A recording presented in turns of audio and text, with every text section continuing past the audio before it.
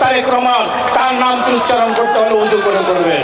আপনাদের কি কি কি কি কি আরে বলুন কি উত্তরসূরি তারেক রহমান, তার নামটি উচ্চারণ